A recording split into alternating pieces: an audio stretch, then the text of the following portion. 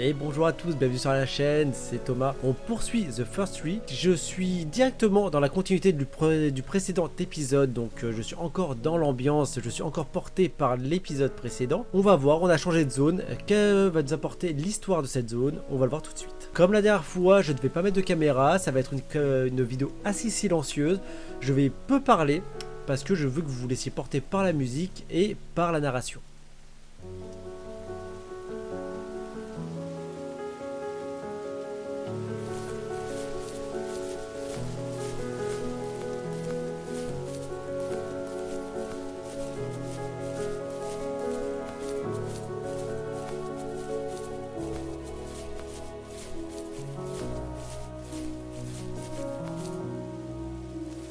My teenage years were full of sketching, angst, and trouble. I wasn't popular or unpopular. Maybe just forgettable. I guess that gave me a sense of freedom.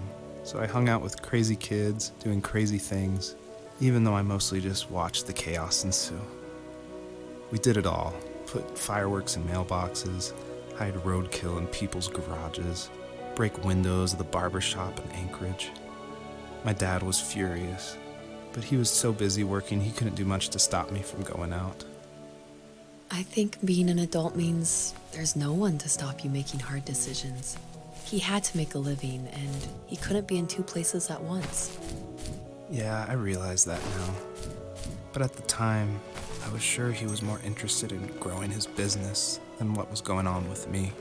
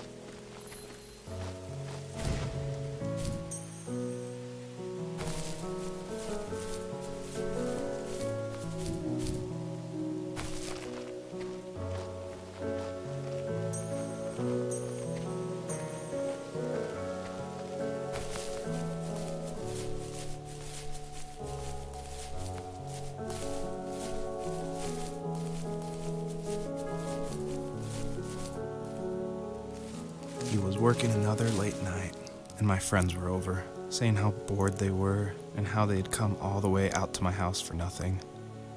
One of them mentioned how that old, ugly beyond belief truck was still in the garage, and how we should take it for a spin. I was only 15, so I kind of fought it for a while. The next thing I knew, we were careening around the mountain path, rocks spitting onto the sides of the cliff, while my dad's cringeworthy bluegrass blared out the speakers. I drove while my friends were in the back of that yellow and purple truck, throwing beer bottles and trash at anything remotely interesting. Felt like I was soaring in the air with borrowed wings. But all good things have endings. A cop outside of Eagle River pulled us over after he saw us in a bottle rocket into someone's yard. What followed was a long night of talking to disappointed adults and feeling smaller than ever.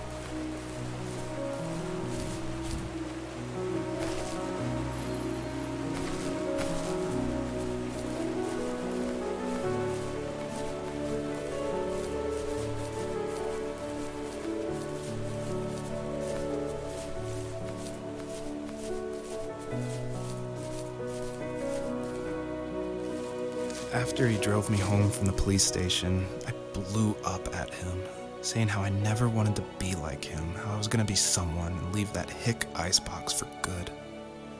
He just looked forward at the road with tired eyes. I took out that bluegrass tape from the cassette deck and chucked it out the window. In my sage teenage wisdom, I thought I had proved the ultimate point, but my dad had a different idea. He slammed the brakes, slowly bowed his head while gripping the steering wheel, and finally looked at me. All he said, like it was a polite request, was, "Make this right." I sat there in silence, fuming, but I eventually got out and combed every square inch of the woods, muttering profanity after profanity. I found it 30 minutes later, near a small waterfall off the road.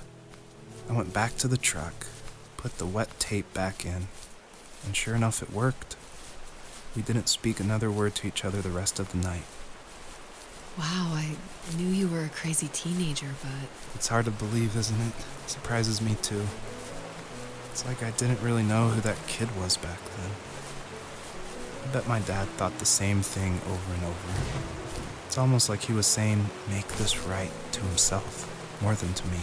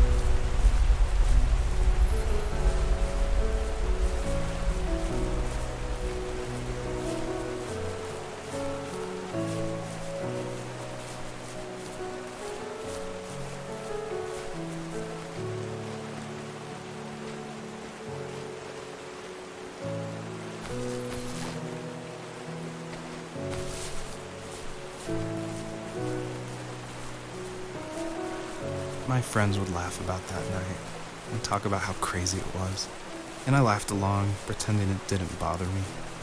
But it did. I imagined my friends growing old in the bush, unable to find that thrill in those godforsaken ice fields. It's like those mountains were a literal wall, keeping me from leaving, where all I would have to look forward to are lumber yards and evening beers. I had to climb over. That was my only goal for a long time.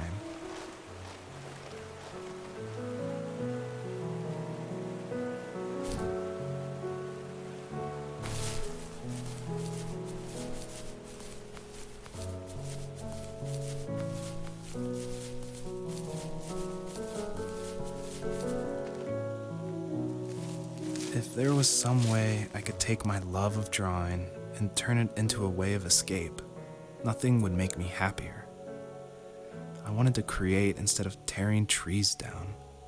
I wanted to move to the lower 48, not because I hated it there in Alaska, but I hated the idea of it. It's like all of that spite inside me had created this monster which followed me around my whole teenage years. I put so much energy into doing what others didn't expect of me. Why did I do that? There's one fact you're forgetting, though. If you didn't have that fire in you, we probably would have never met. You're absolutely right. Maybe the destination is all that matters in the end. But then why am I awake? Why am I seeing this fox go on her journey? And why can't I stop thinking about my dad?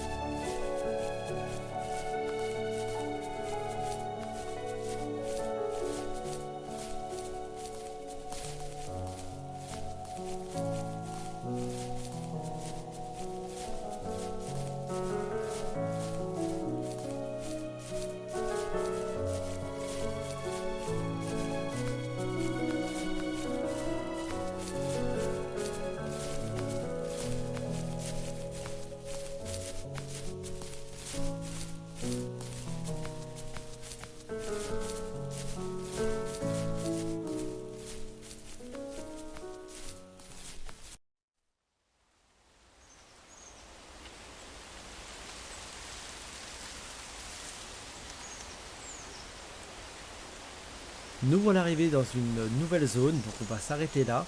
L'histoire toujours assez intéressante, hein. Je vous laisse vous faire votre propre avis. C'est bien qu'elle est assez orientée cette histoire-là comparée à d'autres jeux du même style. Je vous laisse quand même vous ressentir vous-même vos émotions par rapport à tout cela. C'est des histoires qu'on ressent soi-même, c'est nos propres émotions. Moi j'ai réussi à avoir des frissons sur des détails tout bêtes, mais le simple fait d'avoir de la musique avec les deux petites casquettes qui étaient posées au tout début par terre, bah ça m'a fait un petit frisson, je sais pas, voilà, les jeux narratifs, c'est personnel, ça se ressent comme on le ressent, on pourrait dire. En tout cas, je vous remercie de m'avoir suivi, j'espère que la série vous plaît. Je vous dis à la prochaine, surtout comme toujours je compte sur vous pour l'abonnement, le pouce bleu, le partage de la chaîne, c'est comme ça qu'elle se fait connaître. Je vous fais des bisous et puis à la prochaine, salut.